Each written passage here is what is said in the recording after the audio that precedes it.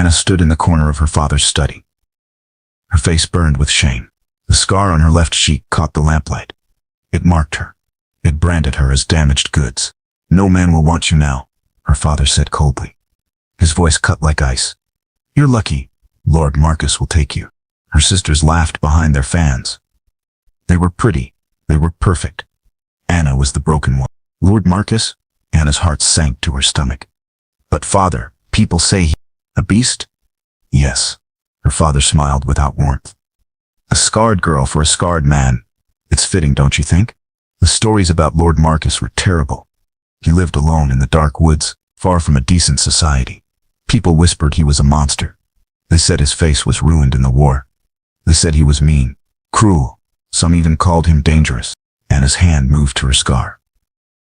The accident happened 2 years ago. The kitchen fire spread fast. She saved her little brother Thomas, but the flames, they took her beauty.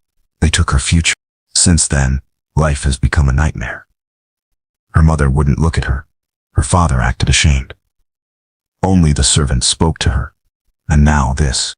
"You leave at dawn," her father announced. "Pack your things. Don't take much." Anna walked to her small room. She sat on her narrow bed. Tears came fast and hot. She wasn't just ugly now. She was being thrown away. Like garbage. Her maid Beth crept in quietly. "Miss Anna, he's sending me to a beast," Anna whispered. "Because I'm not pretty anymore. Because I'm worthless." Beth hugged her tight. "Maybe it won't be so bad, miss. Maybe." But Anna knew better. Her life was over. Tomorrow she'd belong to a monster. All because of a scar. All because she wasn't perfect. That night, Anna couldn't sleep. She thought about running away. But where would she go? A scarred woman alone was dangerous prey.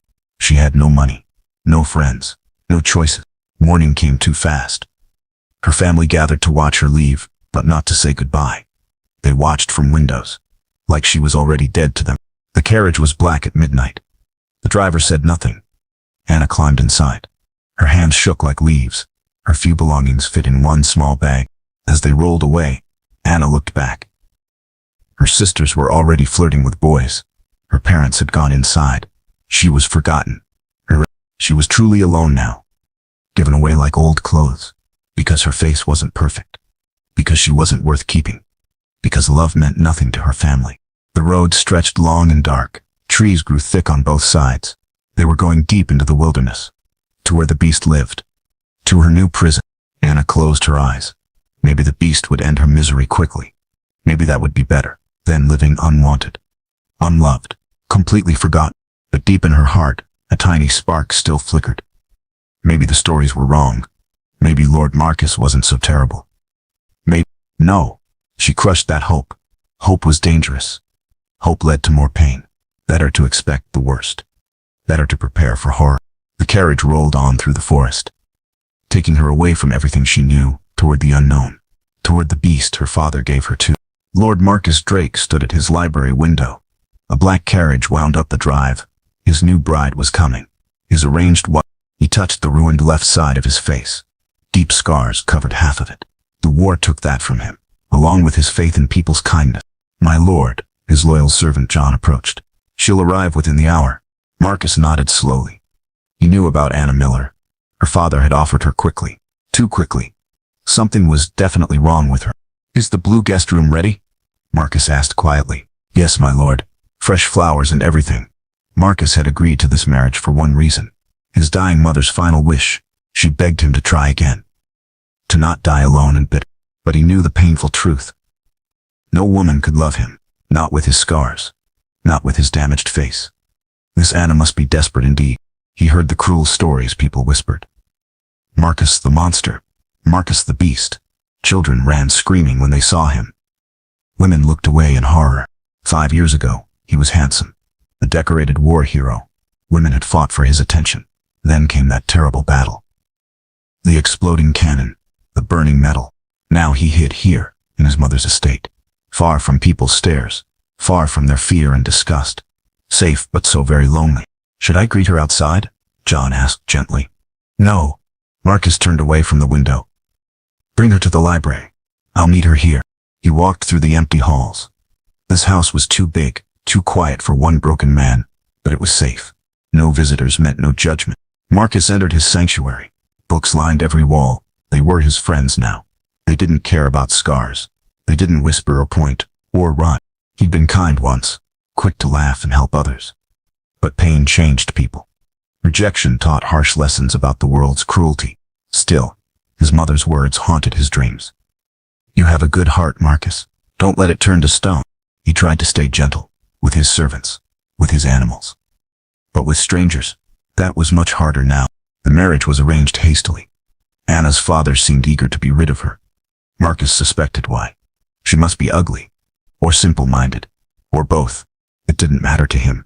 He wasn't looking for love, just companionship, someone to share meals with, someone to fill the crushing silence. He heard horses outside. She was here, his bride. He's a stranger, his fellow outcast. Marcus straightened his dark coat. The right side of his face was still handsome. Maybe she'd only look at that side. Maybe she'd be kind. He laughed bitterly at himself. Who was he fooling? She'd see the scars eventually. She'd be disgusted, just like everyone else always was. But he'd be gentle with her. He'd give her comfort. Her own rooms. Her own space. They could live separately, but politely. That was enough. It had to be enough. John knocked softly on the door. My lord? The lady has arrived safely. Marcus took a deep breath. Time to meet his bride. Time to see her shock and disappointment. Time to begin this strange new chapter. He touched his scars one final time. Then I stood waiting. The beast is preparing to meet beauty, or whatever poor Anna turned out to be. Anna followed John through the grand entrance hall. The house was huge but somehow warm, not scary like she'd expected. Light streamed through tall windows. This way, Miss, John said kindly.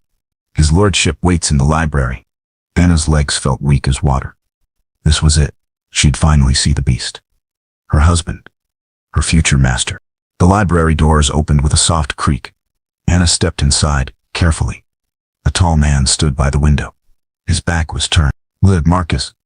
Her voice shook like a frightened child's. He turned slowly. The right side first. Anna gasped. He was handsome. Dark hair. Strong jaw. Kind eyes. Then, he showed the left side. Scars covered half his face. Deep ones from fire or metal. Burns like hers but much, much worse. Twisted skin. Missing pieces. They stared at each other in silence. Both were scared. Both marked by pain. Both expecting disgust and rejection. But Anna felt something unexpected. Relief. He wasn't a monster. Just a hurt man. A damaged soul like her. Miss Anna.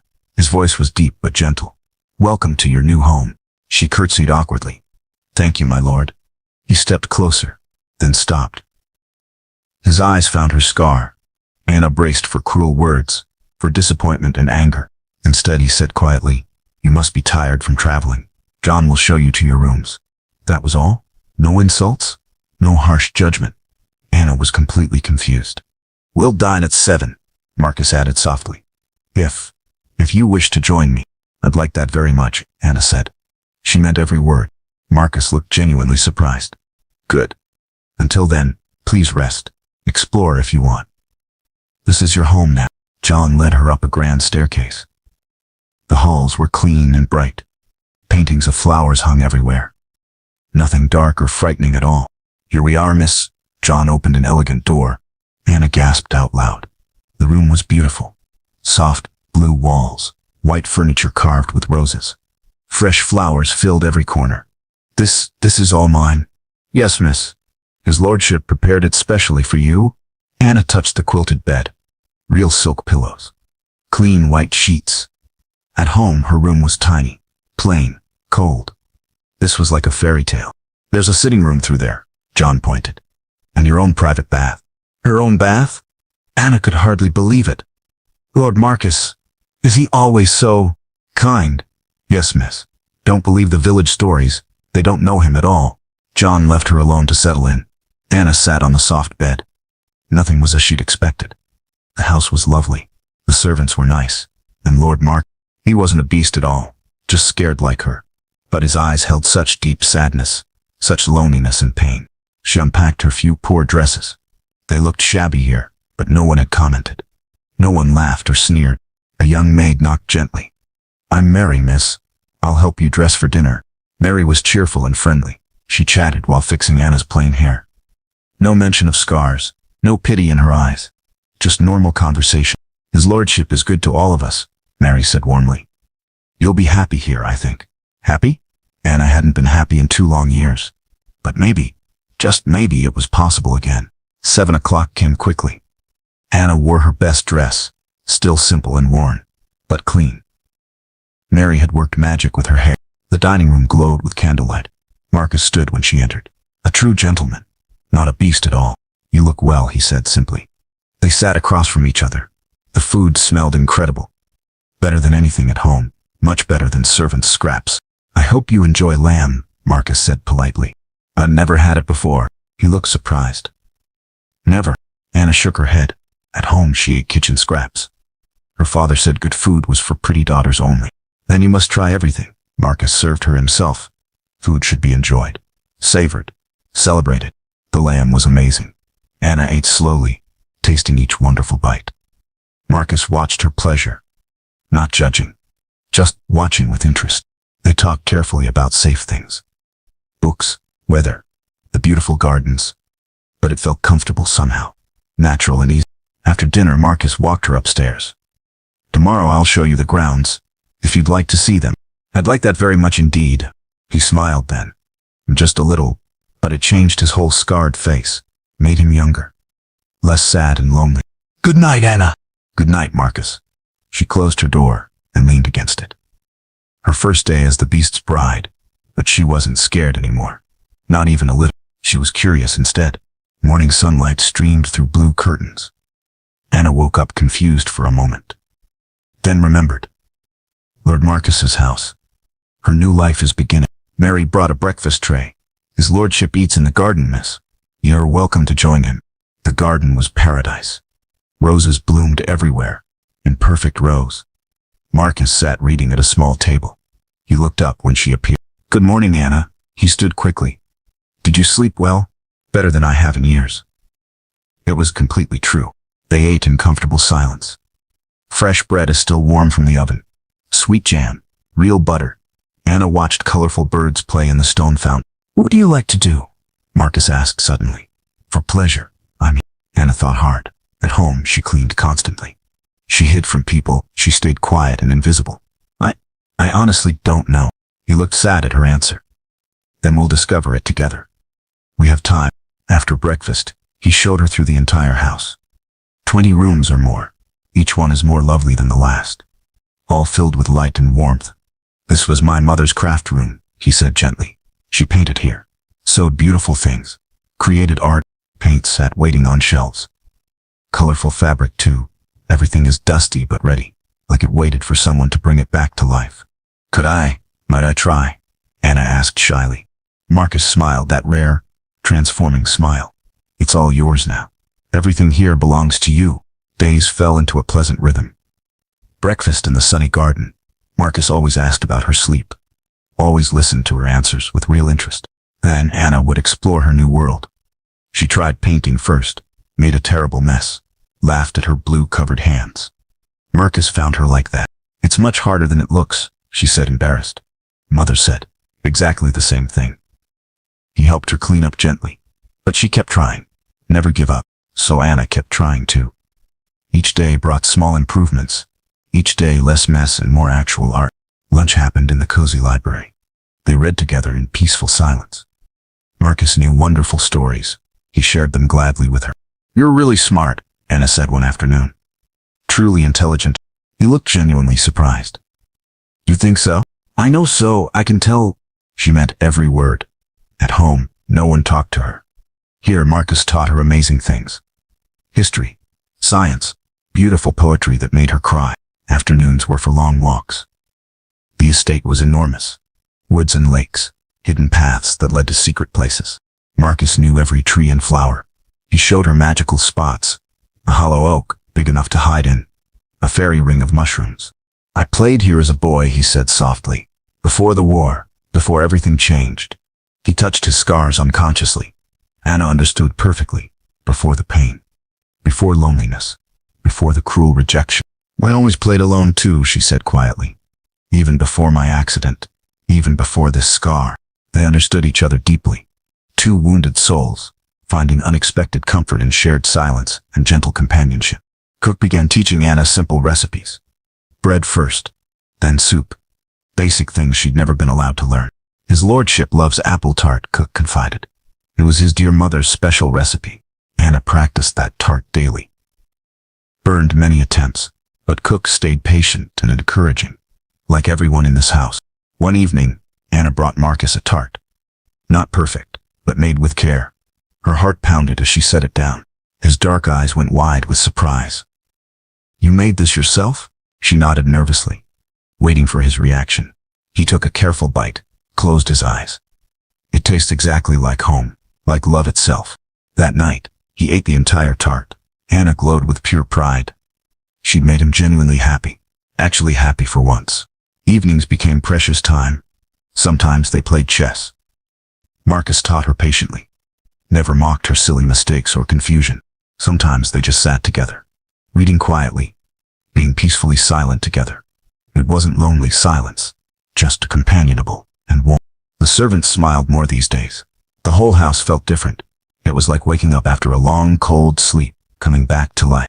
"You're so good for him," John told Anna privately. "He actually laughs now. He never laughed before you came."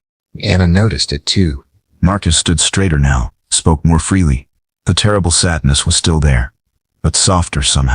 She was changing as well. No one called her ugly here. No one made her hide her face. She could just exist, just be herself. One rainy afternoon, they organized the dusty attic together, found his mother's old journals, her recipes and stories and dreams. "She would have adored you," Marcus said softly. "You have her gentle, caring way." Anna treasured those precious words. Someone would have liked her. Someone good and kind and loving. Someone who mattered. Weeks passed in this gentle rhythm. Simple daily routines, small joys shared between two healing hearts. Two scared people, learning to live again. Not as a beast and frightened prisoner. Not as ugly as a girl and a terrible monster. Just like Marcus and Anna. Two lonely souls finding unexpected peace. The house wasn't scary at all. The beast wasn't cruel. And Anna, she definitely wasn't worthless anymore. She was finally home. Anna's hands moved with confidence now. The bread dough felt perfect under her fingers, smooth and elastic, ready for the hot oven. "Excellent work, dear," Cook praised warmly. "You're a complete natural at this." 4 months had passed like a dream. Anna could cook anything now. Roast that melted in your mouth, pies with flaky golden crusts, even fancy decorated cakes. But cooking wasn't her only new skill.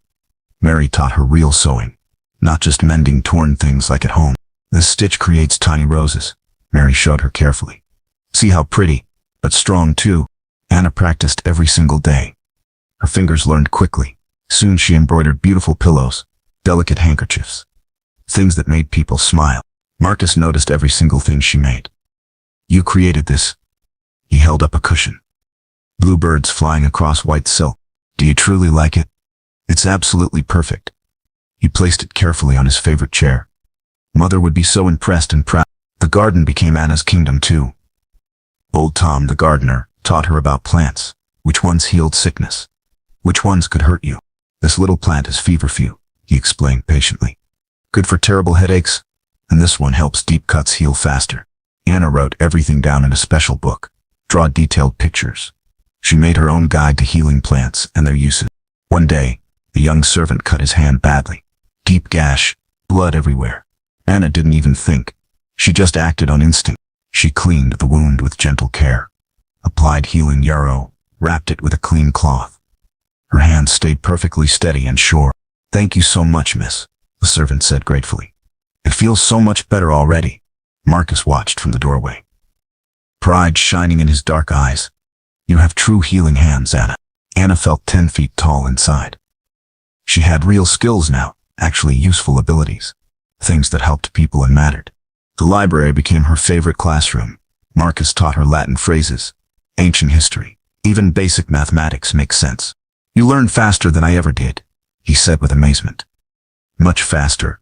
I have the very best teacher possible." They studied together every afternoon.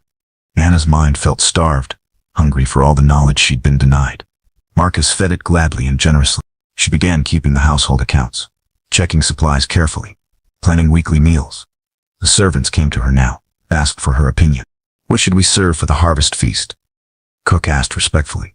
Anna planned the entire elaborate menu, organized every single detail. The feast was absolutely perfect. Everyone said so with genuine praise. You've brought real life back to this place, John told her privately.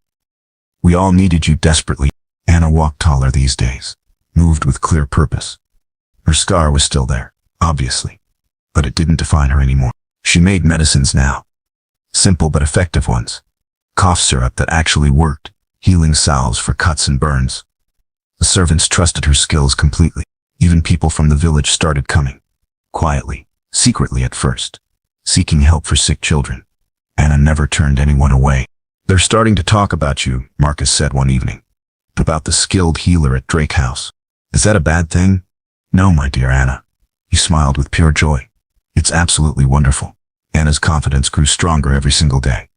She spoke up now, shared her ideas freely, made important decisions without fear.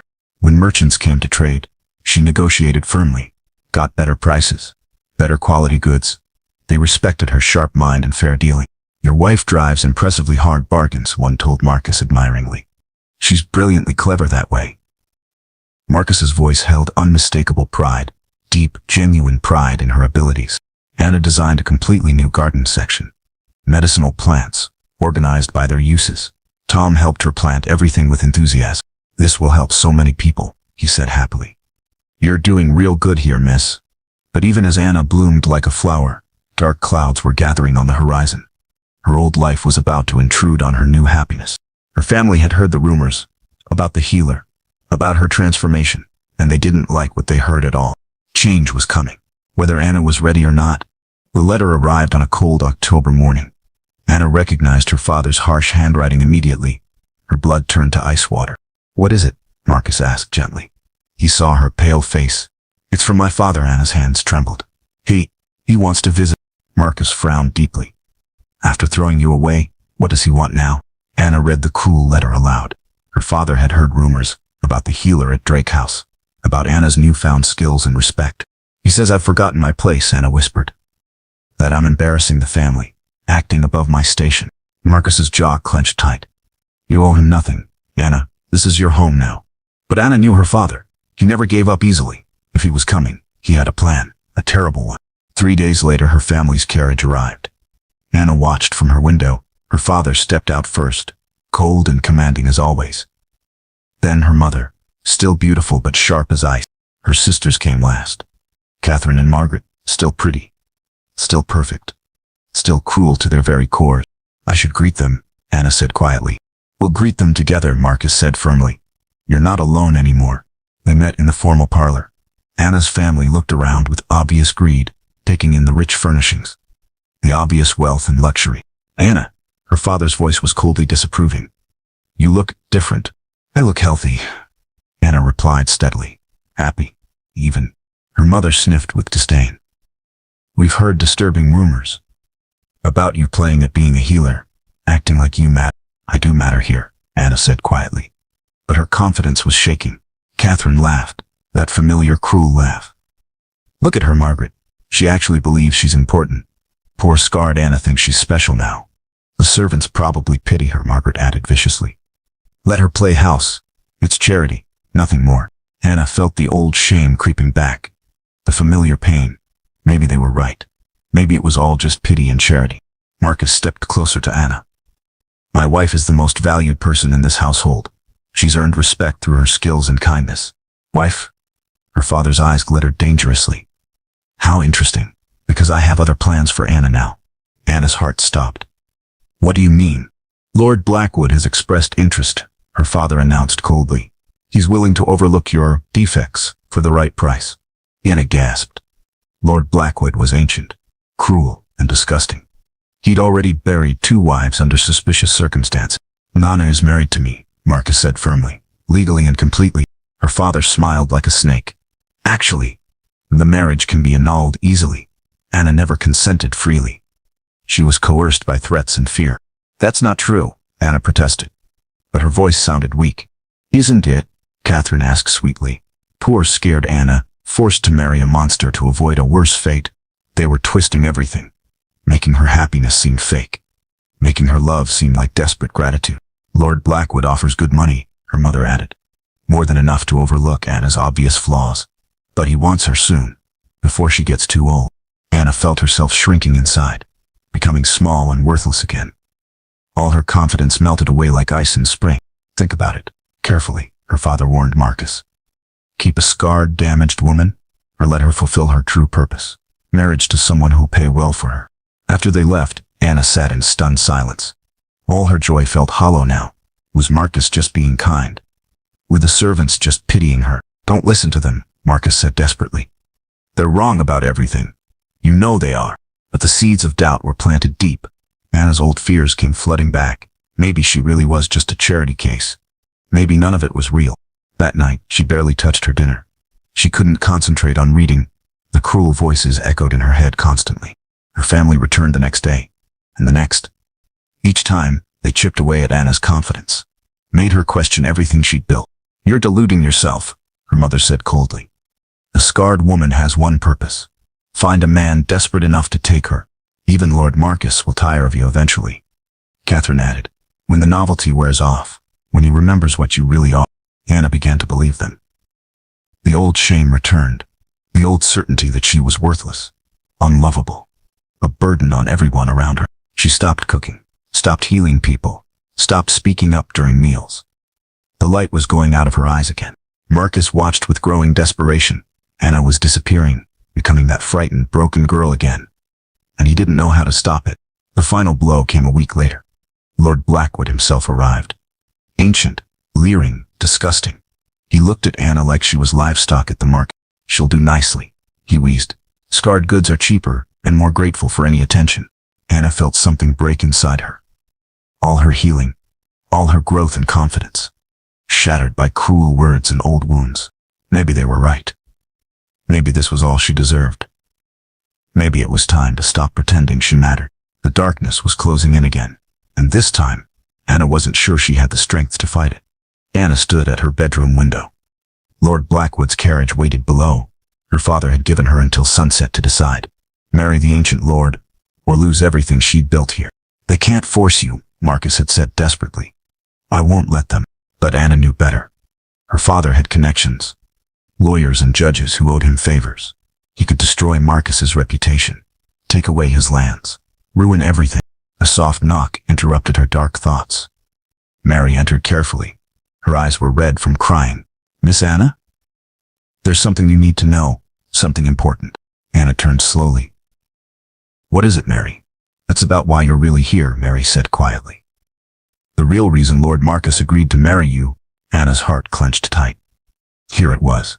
The truth she'd been dreading. He'd married her for money, or land, or some other practical reason. Tell me, Anna whispered. I need to hear it.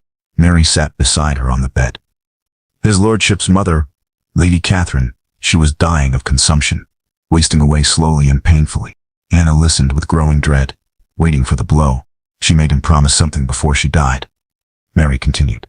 She made him swear he'd find a woman who needed healing, someone broken by the world's cruelty. What? Anna was confused. I don't understand. Lady Catherine was scared too, Mary explained gently. Not on her face, but in her heart. She was born a bastard, you see, cast aside by her own family for being impure. Anna's breath caught. She'd never heard this story. She met his lordship's father when she was working as a servant, Mary said, cleaning floors and emptying chamber pots. Everyone said she wasn't good enough for a lord, but he married her anyway. He did. And she never forgot how it felt to be judged worthless, to be thrown away by people who should love you. Mary wiped her eyes. On her deathbed, she made Lord Marcus promise. Find a woman the world has rejected. Show her she has value. Help her heal and grow strong. Anna stared in shock. So he chose me because his mother saw herself in your situation, Mary said softly. She knew you'd been cast aside. She knew you needed someone to believe in you. But that means, Anna's mind raced. That means it wasn't real. He married me out of duty, out of obligation to his mother. No, Mary grabbed her hands urgently. You don't understand. Lady Catherine didn't tell him to pretend to care. She told him to truly see you, to find the beauty others missed. Anna shook her head. The old doubts came flooding back. He was just following orders, being kind because he promised. Miss Anna, please listen, Mary begged. I've served this family for 15 years. I know the difference between duty and love. Love? Anna laughed bitterly. You feel sorry for me, just like everyone else. But Mary wasn't finished. When you got sick last month, that fever you had, his lordship sat by your bedside for 3 days straight.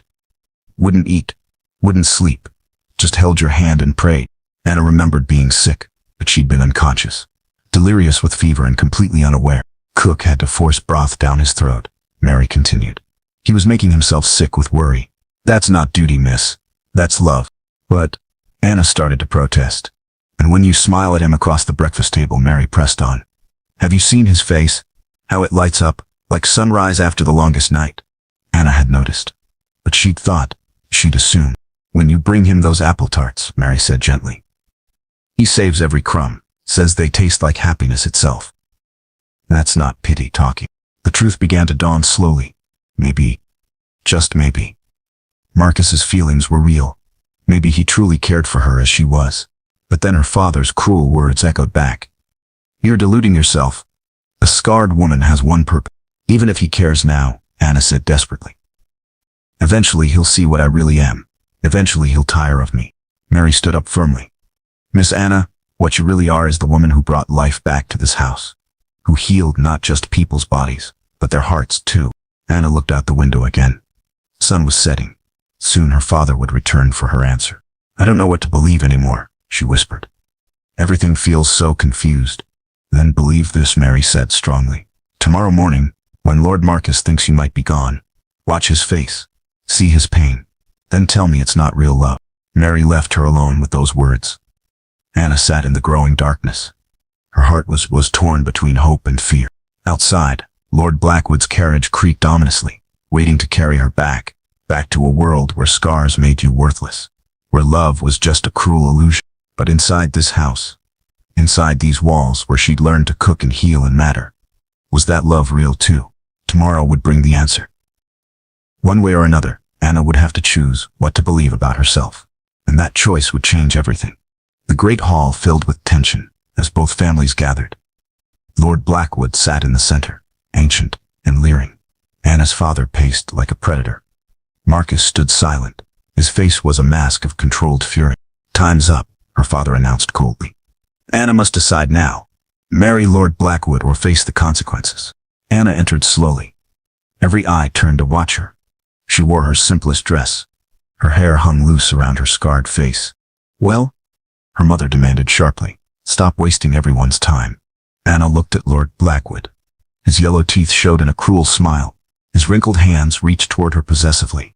Come here, girl, he wheezed. Let me see my purchase. Something deep inside Anna began to stir. Not fear this time, but anger. Pure, clean anger at years of cruelty. I'm not your purchase, she said quietly. What? Blackwood's smile faltered. Speak up, girl, I said. Anna's voice grew stronger. I am not your purchase. I am not anyone's purchase. Her father stepped forward menacingly. Anna, you will do as you're told. You have no choice in this matter. Don't I? Anna stood straighter. Let me tell you what I've learned. What I've discovered about myself these past months. Catherine laughed mockingly. Oh, please, spare us your delusions. I've learned that I can heal people, Anna continued firmly. Really heal them, not just their cuts and fevers, but their hope too. Servant's gratitude, her mother sniffed. Nothing more. I've learned that I can cook meals that bring joy. Anna said louder. I can embroider beauty. I can manage accounts and plan feasts that people remember. Pretty hobbies, Margaret sneered. But you're still just a scarred. I'm still talking, Anna's voice rang out like thunder. Everyone froze in shock. She'd never raised her voice before, never interrupted anyone, never demanded to be heard. You want to know what else I've learned? Anna's eyes blazed with new fire. I've learned what real love looks like. She turned to face Marcus, her heart pounding, but her voice was steady and sure. Real love doesn't care about scars, she said clearly. Real love sees the person inside, the soul beneath the surface. Marcus stared at her, hope beginning to dawn in his dark eyes. Real love is patient when you're learning, Anna continued. It celebrates your victories. It comforts your failures without judgment. Lord Blackwood struggled to his feet. Enough of this nonsense. You belong to me now, girl. Anna whirled to face him. I belong to no one but myself, and I choose who gets to love me. Choose? Her father's voice dripped with venom. You think you have choices? You're damaged goods? Take what you can get. You're right about one thing, father, Anna said with deadly calm. I am damaged. But not in the way you think. She walked closer to her family, facing them without flinching. I was damaged by your cruelty, she said clearly. By your constant reminders that I was worthless. By your eagerness to throw me away. Anna, her mother warned. The scar on my face, Anna touched it gently. This came from saving Thomas, from risking my life for someone I loved. It's a mark of courage, of sacrifice. Catherine and Margaret exchanged uncertain looks. This wasn't the broken Anna they remembered, but the scars you gave me, Anna continued. The ones inside, those came from being told I was ugly, worthless, unlovable. You were those things, her father snarled, and you always will be. No, Anna's voice rang with absolute certainty. I was those things when I lived in your house. When I believed your lies about my worth. She turned to Marcus again, her love shining clear in her eyes. But someone showed me different, she said softly. Someone saw value where you saw flaws. Someone saw beauty where you saw damage. Marcus stepped toward her. Anna, someone loved me enough to be patient, she continued, to teach me skills, to celebrate my growth, to believe in me when I couldn't believe in myself. Lord Blackwood raised his cane angrily. This is madness. You were promised to me. I was sold to you, Anna corrected firmly. Like livestock. But I am not livestock. I am a human being with value and dignity. Value? Her father laughed harshly. You have no value. You're a scarred spinster with nothing to offer. I have everything to offer, Anna said proudly. I have skills and knowledge.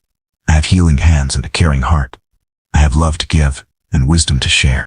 She faced them all with blazing confidence. And most importantly, I have the power to choose my own life. You have no power here, Blackwood snarled. Your father has already accepted my gold. Then return it, Anna said simply. 'Cause I choose Marcus. I choose this house where I'm valued. I choose a life where my worth isn't measured by my appearance. She walked to Marcus and took his hand firmly.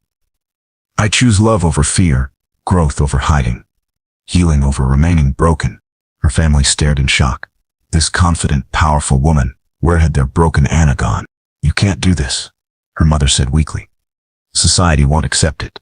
Society already accepts me, Anna replied calmly. The villagers who seek my healing, the servants who respect my skills, the merchants who value my intelligence. She squeezed Marcus's hand tight, and the man who loves me completely, scars and all. Marcus lifted their joined hands and kissed her fingers gently.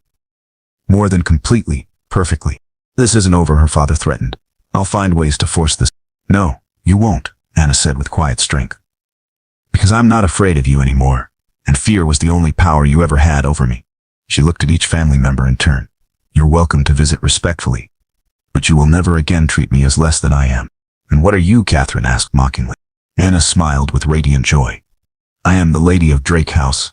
I am a healer and teacher. I am a woman who chose love over cruelty. She turned to face them all, one final time. Most importantly, I am enough. Exactly as I am.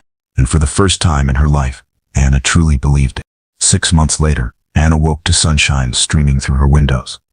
But these weren't the blue guest room windows anymore. These were the windows of the master bedroom, the room she now shared with Marcus. The transformation was complete, not just of Anna, but of the entire estate. What had once been a lonely fortress was now a thriving center of healing and hope. Good morning, my love, Marcus whispered against her ear. His scarred face pressed close to hers. No shame or hiding anymore, just pure contentment. Good morning, husband, Anna replied softly. The word still filled her with wonder. Husband. Not master. Not the owner. Nurner, partner. They'd married properly 3 months ago.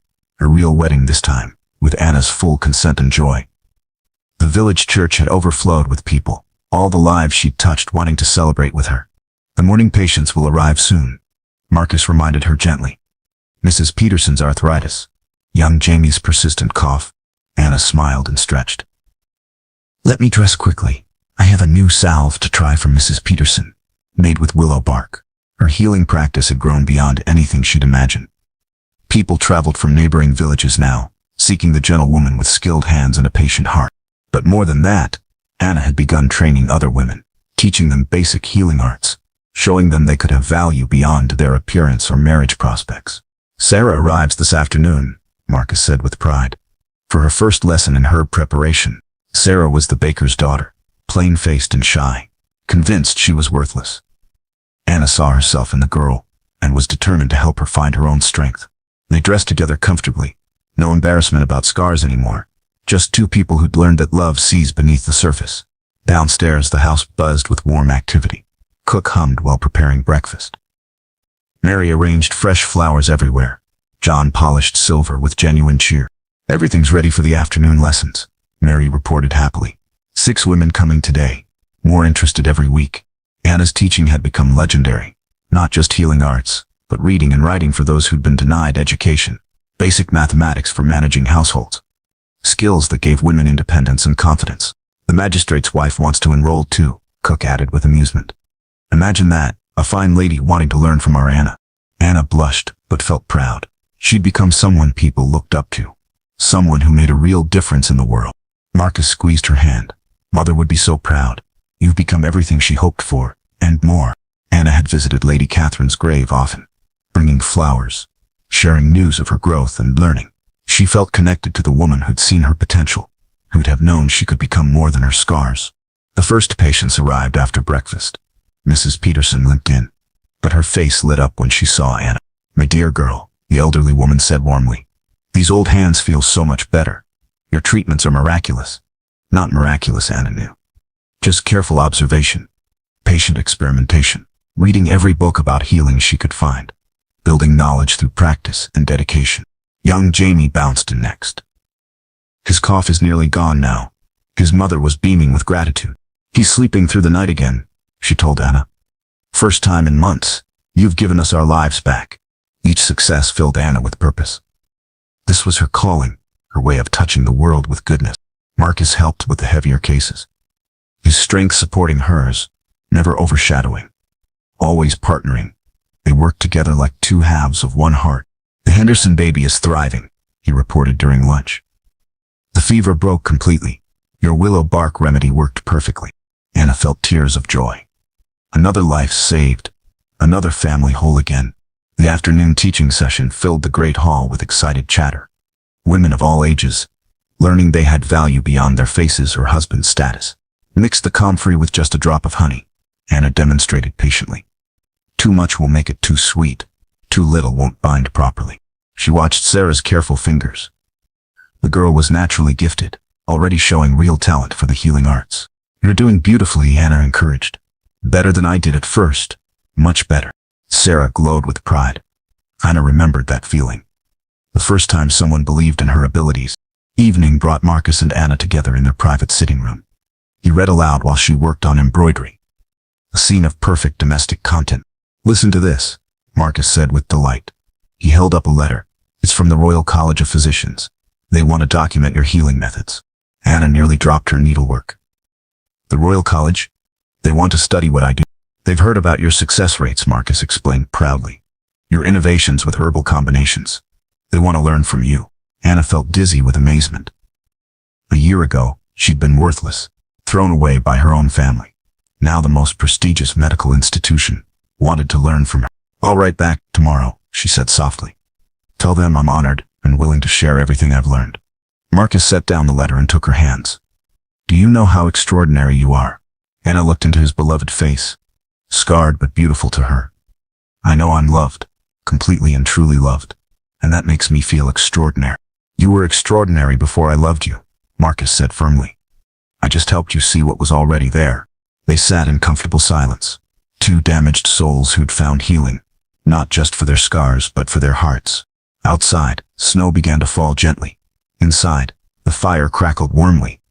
Anna leaned against Marcus's shoulder. Safe, valued, home. Her father had never returned after that confrontation. Lord Blackwood had slithered away, seeking easier prey elsewhere. Her sisters occasionally sent stiff, formal letters, but Anna felt only pity for them now. They were still trapped in their old world, where worth came only from appearance, where women competed instead of supporting each other. Anna had found something better. A world where scars told stories of courage, where love saw beauty in unexpected places, where every person had value, waiting to be discovered and nurtured. What are you thinking about? Marcus asked softly. Anna smiled and touched her scar gently.